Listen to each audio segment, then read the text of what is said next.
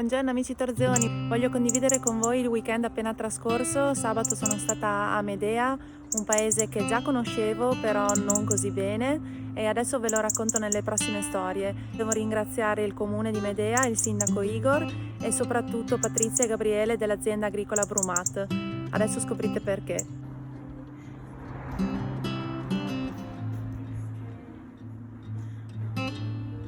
Sono appena partita in bicicletta dall'osteria Vinars a Medea e adesso accompagnata dal sindaco vado verso la pista ciclopedonabile Iudrio Versa.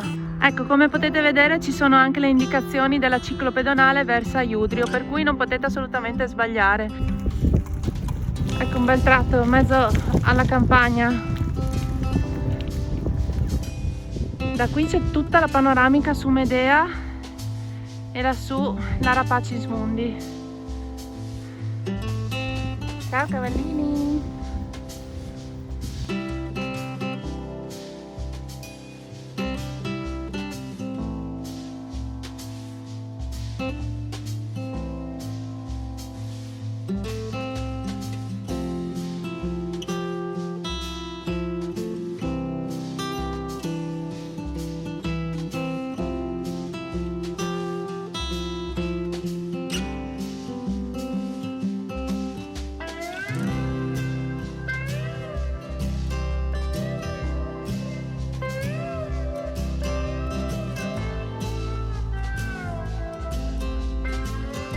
Siamo arrivati in vigna, guardate che colori meravigliosi del fogliame. Cosa facciamo io?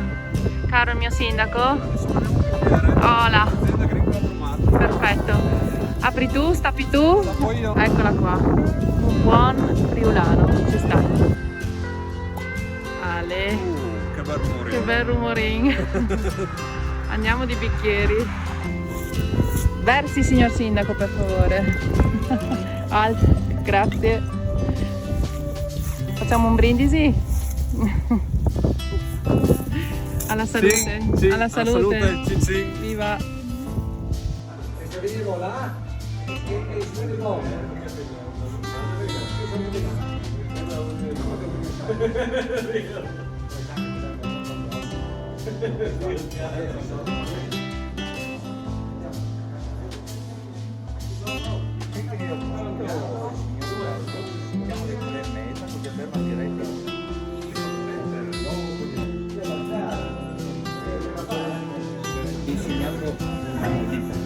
Esatto. Di scegliere e mi diceva sempre una parentesi, no?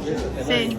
Segue la gastronomia, una cosa interessante di vedere una chiesetta dedicata. After lunch, accompanied by Gianluigi, a great lover of Medea and its history, he takes me to visit the small church of Sant'Antonio and the Arapacis Mundi, the temple dedicated to the memory of the fallen and missing in war, a really suggestive and moving place.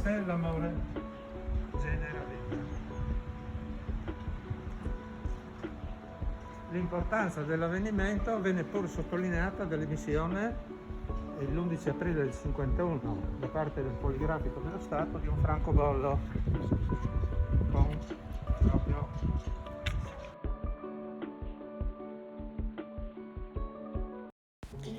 The view from Medea Hill stretches from the karst to the lagoons of Grado and Marano, and as Gianluigi says, the Arapacis is the vertigo of the sacred.